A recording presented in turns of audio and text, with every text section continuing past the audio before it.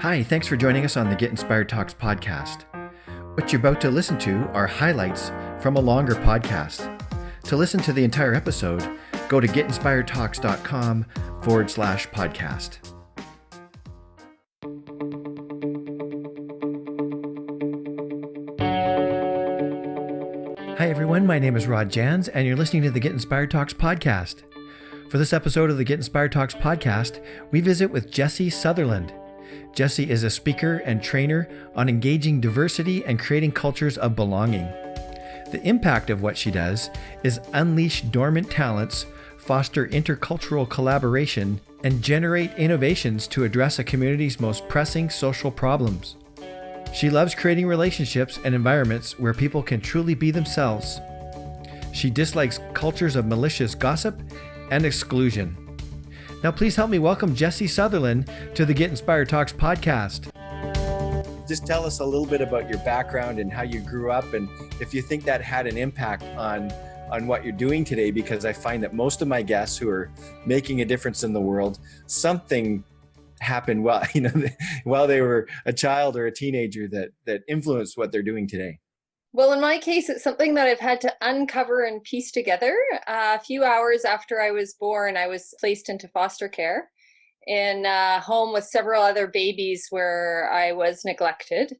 And later I was adopted. And that early experience, I've come to understand, has been the driving force behind all my work and also my personal life. So it put me on a journey of really being curious about other people in the world, my own sense of belonging and other people's sense of belonging. As life has unfolded, I've come to understand the significance of that early infant trauma and how it's motivated me in my life, but also presented different challenges at different crossroads. But I guess, the gift in it all is it's given me a particular lens on the world and a sensitivity to other people's sense of belonging. And it's led me to this path of supporting organizations around the world on how to build cultures of belonging so together we can address our most pressing social problem. Whatever the presenting problem is, whether it's conflict, lack of engagement, whatever it is, if you add the secret sauce of belonging, magic happens.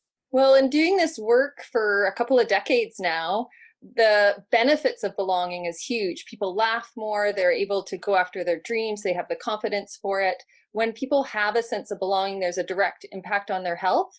When they don't, there's a common experience of either lashing out at others or lashing out at ourselves. So on one end of the spectrum, you'll see depression, addictions, anxiety, suicide. On the other end, you'll see the lashing out, joining gangs, and even sometimes terrorist groups. There's obviously many other factors that play into all these situations, but the yearning for belonging and meaning is so powerful in humans. If we don't get it, it can lead to violence against ourselves or others.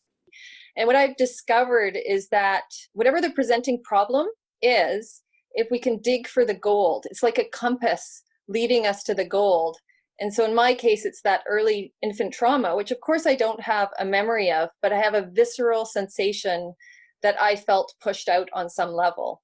So if any presenting problem ignites that experience, then I need to be mindful. And so what I've discovered is that anything that's uncomfortable in the world, the more we lean into it and dig for the gold. And within my experience, if I dig far enough, what it's taught me is how to build a sense of belonging for myself and others.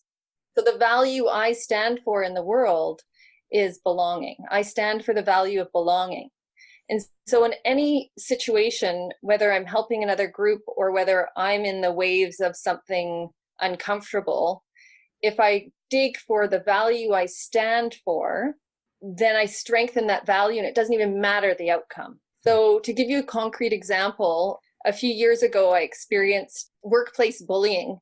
At first, I was a bystander, where I was watching my new boss use malicious gossip and different ways of demeaning people and controlling people. And eventually I became a target as well. And when I look back at it now, I see it as experience of psychological abuse and battery. But what I learned about it is how belonging, the gift in it all was how belonging is created not only in the interpersonal relationships, but the whole network of relationships. If she didn't have a sidekick to help her, or other bystanders that weren't intervening, or a whole HR system that would aid and abet her, she wouldn't have been able to do what she did. So that experience was hard to navigate and very traumatic, because it ignited my infant trauma, where it was hard for me to say anything as it was going through. I had high anxiety, sleepless nights. But once I was able to dig down and realize it was activating this infant trauma, which was linked to me not finding my voice in that moment, then it became about standing for the value of belonging, my own and other people's. And that became a power. So I might not, quote unquote, win in certain situations, but if I move forward with the stance for belonging and all that that entails, and for me, belonging means rooting ourselves in whatever values matter to us. And usually the values that matter for us are in our painful stories when we've experienced the opposite. So if we can dig down to that value and know what our life stands for, we know we are kind of growing very wholesome seeds, or very strong seeds that maybe another generation we're in kind of turbulent times. So I know my life has been about and is about planting seeds of belonging wherever I am.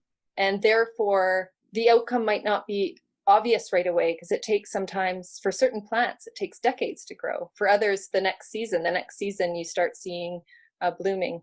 What I'm trying to say is, regardless of the modality, as long as the modality can take someone back to their core values and know how to live them out in the tough times. It's easy to live out honesty in an easy, trusting relationship. Is it harder to live them out in a different context? Yes. I definitely find that when there's a culture of belonging, it unleashes dormant strengths. So in a culture of exclusion or fear, people will hide their strengths because they're kind of following the control and command. But when you can have a culture of belonging, all of a sudden these amazing strengths people didn't know about start to get unleashed. And that can lead to innovative strategies to handle some of the most complex and difficult challenges. Why I'm such a big believer in values is not only the transformation it's brought to my life and people I work with, but also when you look at the rise and fall of civilizations and cultures around the world, the key thing that differentiates the cultures that die and the ones that thrive is that at the dip point, just before a culture might die or grow again, there's a lot of aggression, polarity, lack of creativity in responding to challenges. And what differentiates the ones that thrive is when individuals go off on their own with sort of spiritual transformations, reconnection to nature, and come back into society rooted in core values.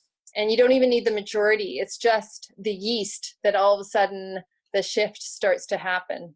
Speaking about our listeners, one of the things that Get Inspired Talks is trying to do is we don't want to just talk about ideas. We want to challenge people to take action. So what's based on what you're talking about, what's one sort of simple action that people can take?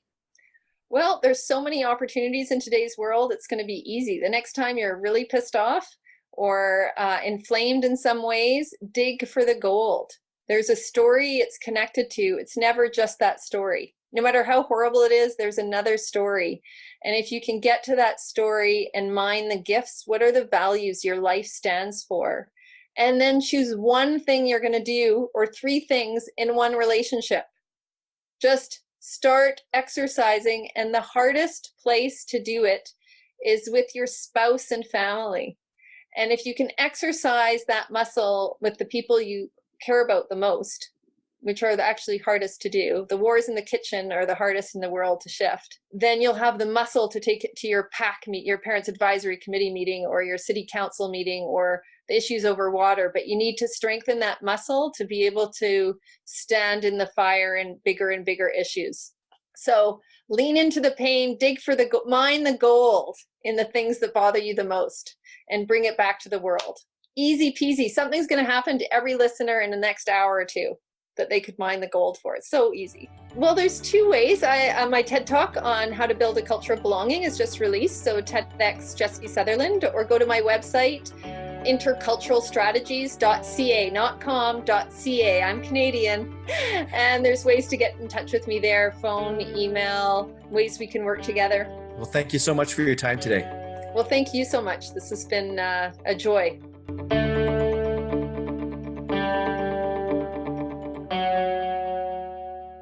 You've been listening to a highlight video from the Get Inspired Talks podcast. For the complete podcast, please go to getinspiredtalks.com/podcast.